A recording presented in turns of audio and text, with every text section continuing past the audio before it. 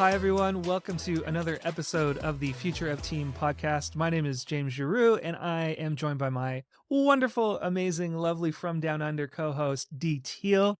We are excited to be here, and today we are talking about something that comes up often in, I think, the realm of private to public discourse. It's when conflict goes public, or when the things that you think are happening behind closed doors all of a sudden get brought out into the open, whether that's a private Slack channel to a public Slack channel, a company, Slack to a Twitter account or whatever. For many of us in WordPress, we know the hashtag well, WP drama. And when things like that happen, what do we do? What's the best way to approach that? Because, we talk about leadership here being something that is proactive, right? And as leaders and as folks who want to create people first environments or safe spaces, it means being proactive about that. Dee, we were just having a quick little chat ahead of time. And so I'm curious about your thoughts on this before we jump into all of the things around it. Just sort of like, what's your general 2 cents on this whole topic of, I guess, WP drama, but not so much that specifically, but when conflict goes public? So if you kind of tap into that first initial response, there is that salacious element of, "Whoo, it's gonna get exciting." But I am also not someone who generally tends to dive in. I'll kind of watch what's going on, and I might converse about it privately, but I'm not generally willing or brave enough to put my head above the parapet and dive in and get involved. Sometimes it's disappointing, sometimes, and that's in any kind of conflict situation, right? I'm just not naturally I was gonna say not naturally drawn to it. I don't know that anybody is, or if somebody is naturally drawn to it, then I would question why, but yeah, I find it uncomfortable. I don't love it, even though I might still have that little frisson of, what's gonna play out. But I think as a people first leader, the thing that I keep coming back to is, who are the people involved in this? How is this helping or hurting? And that's probably when I go, "Oh, I don't wanna get involved." But also, yeah, it's a tension, right? I mean, this is internal conflict about what's happened, obviously external conflict, but I don't love it. I wish it didn't happen. I don't always have answers to improve it or how to make things better, which is, I guess, why we're talking about this today. Yeah, I mean, obviously, I think there's two different types of conflict going public. There's conflict Sure. going public inside a company where you have potentially leadership or hierarchy there that can nip it in the bud, right? That can shut it down if it goes, in a direction that creates more tension, more chaos, or, even an unsafe space, right? Or Mhm. discomfort. But it's when it goes from a place where you have control to a place where you have no control Right. that is Yeah. potentially where things get scary, both for everyone involved, right? Yeah.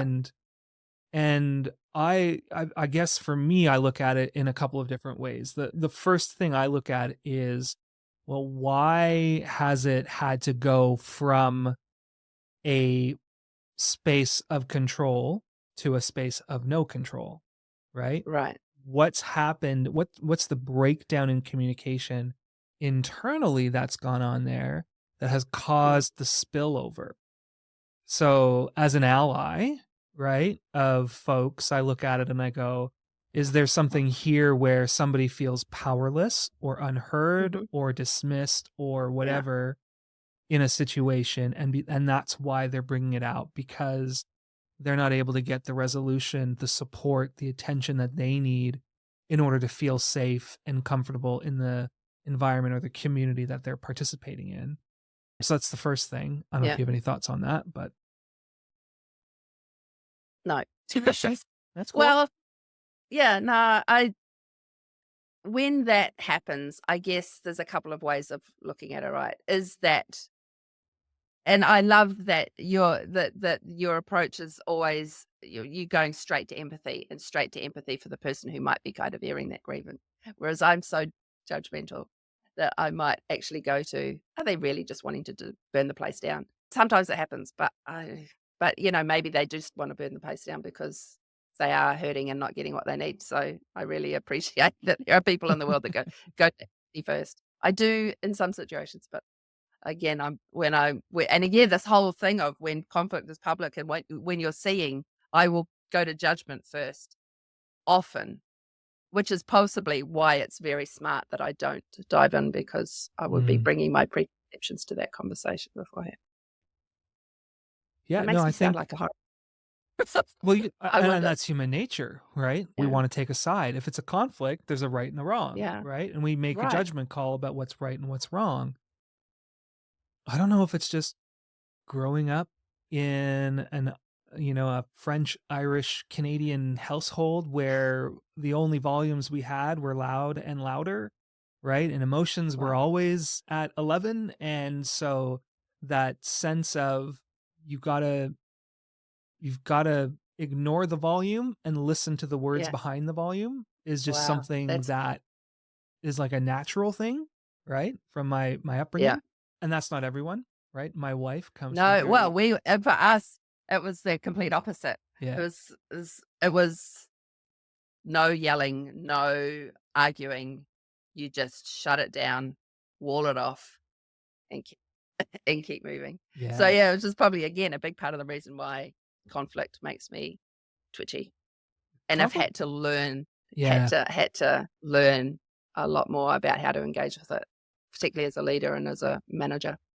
I I think too the position of power in a conflict is also something that is interesting, and you brought that up as a people leader or as a manager because I've found that my own emotional state, my own sense of rightness or balance can be thrown off Mm, by whether I'm in the management position, the leadership position, or if I'm in the team member, sort of subservient yeah, position, right? Like that can impact it. So we've talked a little bit about empathy first, right? Like try to understand the person that's crying out or that's going public. And then the other side of it is probably knowing like maybe what do we do with that and what's the action for us to take as a yeah, proactive, like if we say yeah, open people first leadership or open people first culture is about a proactive leader. What do we do? You said something earlier that when conflict happens around us, are we contributing to the fire or are we trying to pull things out of the fire, right? Are we trying to yeah. de-escalate the Adding fuel situation? adding fuel or removing it, yeah. Yeah. And I think that's really relevant, whether it's an internal private conflict or something that boils into the public arena where we don't have control. Like we can't turn it off, right?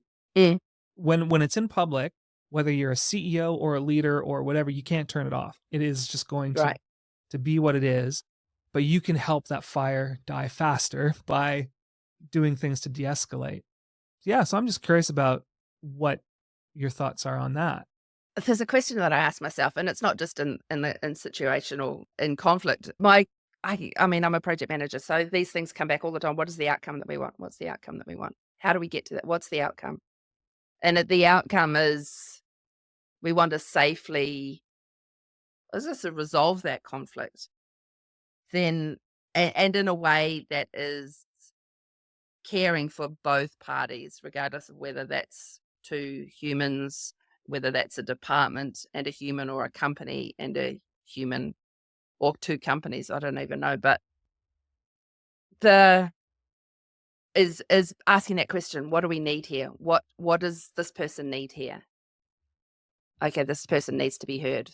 How can we provide the space for that hearing to happen that is safe and isn't making, isn't escalating it.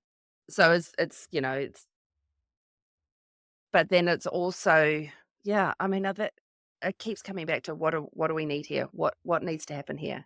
Because, you can talk about putting the fire out, But if it's like that, my home situation where it was a case of shutting the doors and closing it, nothing got really resolved, right? And so it's not just pour water on the fire and the fire goes out and nothing, y that there are embers burning that can inflame up later. So, yeah, I guess what does that person need? What does that company need? And how do we get to those questions? And how do we ask those questions in a way that's safe? And even maybe it's a case of taking somebody aside and say, "Hey, I see what's going on here, and I hear what, how can I help? What's the, you know?" I feel like taking sometimes, it's very difficult to do that in public because then people will always be asking that question. Well, why are you getting involved? What's your motive in this? So again, I would be tending to take people aside and go, "Hey, how can I help here?" without kind of being out there in the thick of it. When I think of WordPress, and this is my context, so I work in the WordPress ecosystem, you do Sure. as well. For us, because of the distributed nature of WordPress, and we've got people all over the world, the way we connect and converse is often in, the Twitter sphere, through Mm, a public Slack community, things like that. And so we don't have that habit of connecting in person, looking people in the eye, having those mm, conversations that can be, healing or airing of grievances or things like that in a way that maybe a lot of us are probably accustomed to and how we would de-escalate in our own yeah, workplace or our sure. family life, right? I think part of what we need to figure out when we are watching something like this happen is maybe asking a couple questions. One is, are both sides able to be protected here or represented well, right? Yeah, So if one side is clearly dominating another side, how can we help restore balance to that or yeah, create, that makes sense. right? Or create some security for the person who's on maybe the unbalanced side so they feel supported enough to be able to navigate through that situation, Yeah, whether they've created it or not, right? yeah, And oftentimes the unbalance is on the side of the, the one with less power, the one that's being, sure. stuck. So that's one side. And then I think another thing I look at is, like if I have no like emotional connection to the issue, how much time, effort, and emotional energy am I willing to commit to the resolution of this? Because if you jump in, right, as a leader, somebody who's trying to build culture, someone who's trying to create Yeah, open people first culture, you're not just jumping in to give your 2 cents and move on. That is not right. helpful, Yeah, right? If you're serious about jumping in, be intentional in that mm, yeah, and be prepared for at least an outcome. And we yeah, have great tools to do that. You, as a right. project manager, probably know very well. We can retro a situation, we can bring the players together, and we can do, a PIR, a post incident response or review. Yeah, We have these tools, especially in tech, to help us navigate these kinds of conflicts, to help us air these grievances in a systematic way that allow, even if it doesn't resolve, it at least mm, de-escalates the tension and gets us to an right. outcome of, hey, we at least gave everyone a chance to be heard, right? Yeah, In a balanced, setting where there was no yeah, power struggle, where maybe there was no racial stuff going on or gender-based things going on, yeah, and we could create that safe space for it to happen. Those are the yeah. two things that I think of. That makes good sense.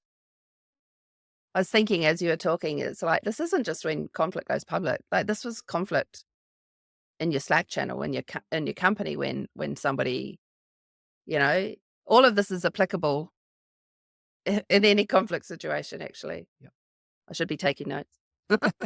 Well, and again too, like you always say, you start with trust, right? Yeah, So if we start with trust and we assume positive intent, which is something I love to yeah, say, right? yeah, Then this conversation that's happening in the Twitter sphere or wherever, for us who have those places where we're starting from of trust and positive intent, we look at yeah, what's going on in a very different Yeah, way that's starting for sure. from low trust, no trust, right? Or no positive intent, right? They're automatically defensive. They're Yeah, automatically having their back up against the wall. And I think that's another thing for us is to bring that calming, safe space building, you know, yeah. sort of vibe and view to a situation. So here's a question. So when people, we're talking about, again, if we're talking about a community like WordPress, I'm sure there are other communities out there that are similar, that have different personalities, that have people that are well known, that if people have made judgments about, for good or ill, about them, and that starts to become a part of a public conflict where people are going, well, so and so is now involved and we know this about them or we believe this about them. And therefore, what they're doing is so you'll bring your judgments about what somebody's motives might be or what somebody's contribution to that represents. How does that change things? Or how do you approach things when there is also that dynamic involved? Oh, I'd love to give you a perfect answer, right? I Or don't think like, there is one, but right? I don't think there is one. I think we all own the personal brand we create. And so if Right. somebody's in a position where that reputation about them exists, it's likely due to past experiences or past actions that they've taken. And unfortunately, that's reality. And your past is something you have to own, even though you might Yeah. not necessarily live in that now and you might have grown from it. You Yeah. still have to deal with the consequences and the reality of having done those things or of having said those things. But I think if part of it as well, I think is for people like us, hopefully, who are not emotionally triggered or emotionally Mm. on edge in a situation to be able to step in and call it out on both sides. No, Yeah. right? Like so and so may have that reputation. They may have said these things in the past. They've got their reasons for doing what they do. I can't control what they say or what they Yeah. do.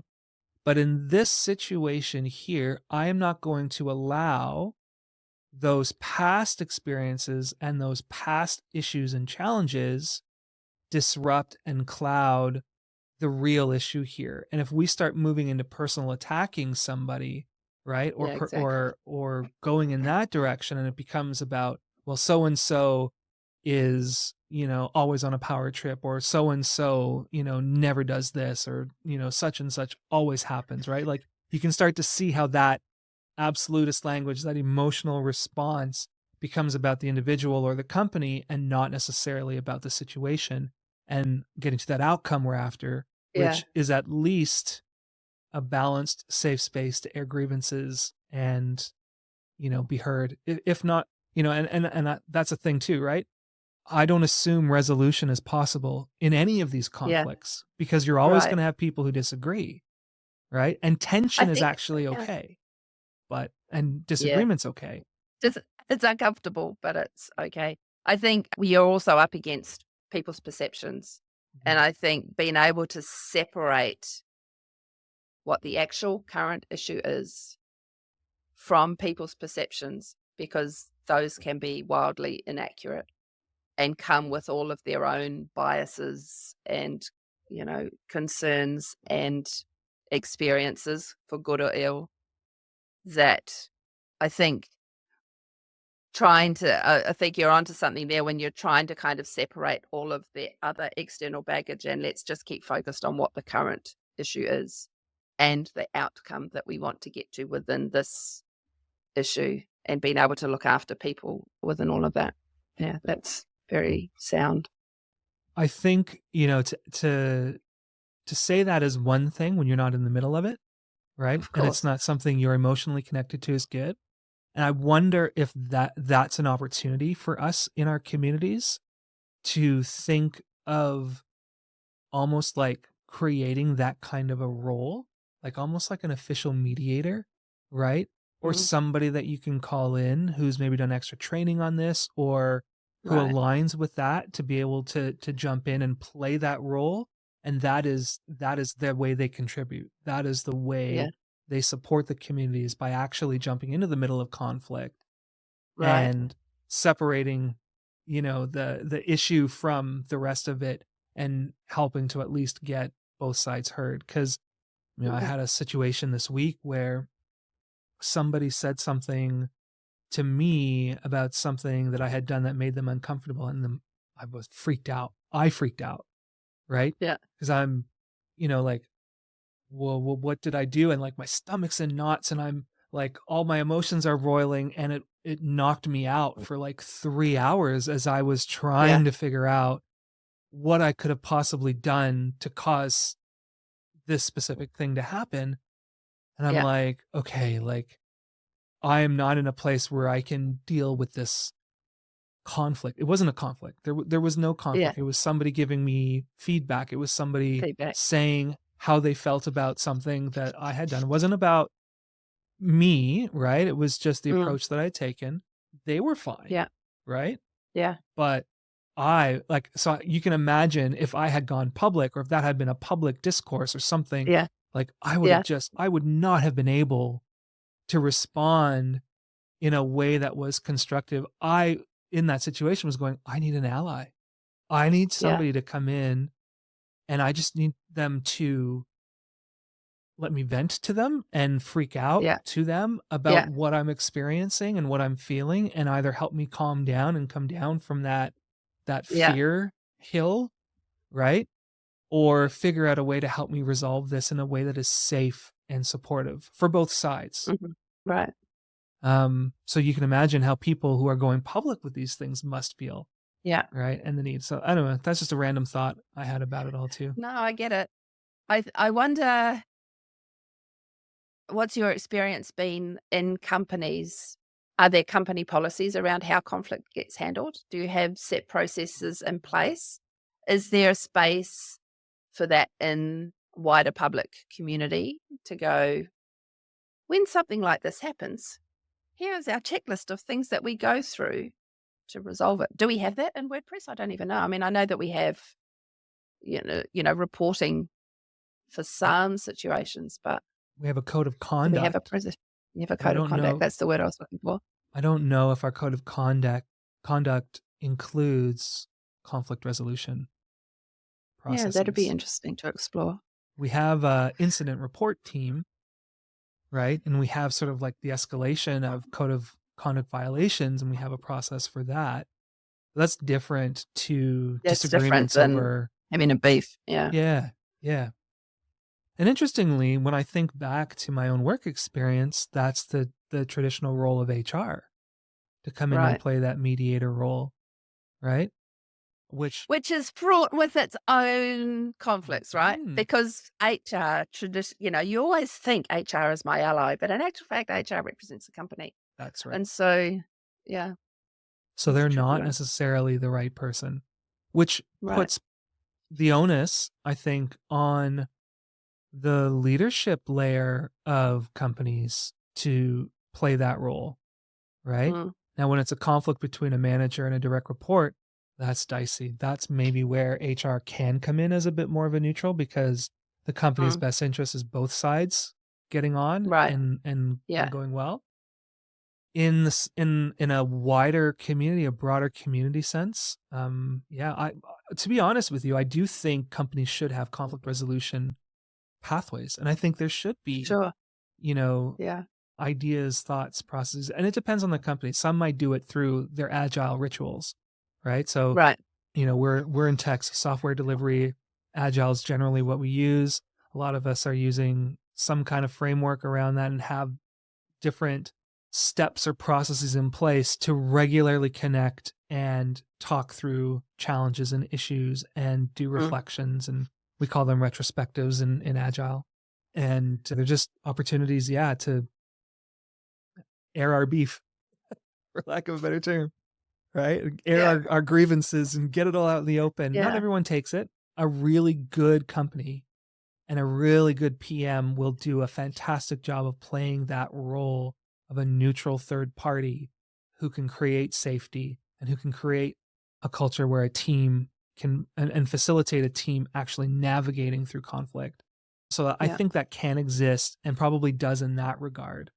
But at a community level, that's an interesting one. I don't know that at least not Yeah. WordPress that I've seen has stuff like that in Yeah. place. Yeah. No. I think there are people that do have conversations and asides that do help diffuse some of those. I know people conversations around who will hesitate to jump in, but will then go and say, hey, talk to people as an aside. And I think I've done it at different times as well Yeah. in the past. But what if we had a space? I don't know. What would that look like? How would you even know when to apply that? Is that even feasible to have a community framework for conflict resolution? I think it's a sign of maturity. I think it's a Mm, sign of growth. I think it's, you know, we talk a lot like in WordPress about wanting to bring people in and wanting to create a place where everyone can contribute. Well, I'm not a coder, so my yeah, contribution is never going to be a line of code dropped into yeah, core. yeah, But if my role can be helping the, you know, translation team get through a nasty dust up because, there's some conflict over, you know, accents and left to right or right to left. I don't know what they would have conflicts about. yeah, Do you know what I mean? But if I can jump in and I can play that critical role of supporting them and that yeah, helps the project move forward, then yeah, I think that's a great thing. And to me, that's an example of a maturing organization, a growing organization that's identifying those roles as opportunities for people yeah, to get training, yeah, to do it, and to be recognized for it. yeah. No, that makes sense. I think it's also incumbent on all of us who have been around the traps for a while, who know the situations, who know the history, who know the personalities, and who, you know, like all of us, are intent on seeing this community grow and seeing this tool and product that we use continue to flourish. I think there is a responsibility on all of us to be the kinds of contributors that facilitate and foster that maturity, part of which is being able to navigate and handle and take fuel out of the fires of this conflict rather than continue to perpetuate them. If we want to grow and we want to get younger, we can't be seen as a bunch of angry boomers fighting their way to the finish line, No, no, right? Like this is not going to no. fly. No, exactly. Exactly. Although it does paint a funny picture in my head. I know, just I'm like, I'm Gen X, I'm not a boomer, but I can just see the years going past and having that, it's gonna be yeah, anyway, that's a whole other conversation. Well, why don't we wrap it up here? I mean, Makes what is sense. the outcome? I think we look at this and we look at conflict. It's never easy. There's never gonna be a win when conflict exists. Maybe there is a win, but I don't know. I think the outcome for us here is empathy, right? Be the safe space for the ally for the folks, create balance, right? Empathy, Yeah. balance, and I can't remember what another one would be, but I think those are good ones. We I think talked about those that. are those well, yeah, and outcomes, right? And Yeah. is actually and outcomes that move things forward rather than take us backwards. That would be my hope. Empathy, balance, and creating a place where everyone can be heard. Both sides can be Yeah, heard. exactly. Right? Love it. Cool. Well, thanks everyone. Okay. I hope you are enjoying listening to this. As always, we'd love to hear from you what you think about what we're talking about. Share your stories, subscribe, like all those things that people do on these kinds of things. We'd love that too. Mm, Dee, it's always a pleasure to hang out with you and talk about this stuff. okay. I'm constantly amazed by your insight and the stories that you bring. So thank you. Likewise. Thanks, James. Bye, y'all.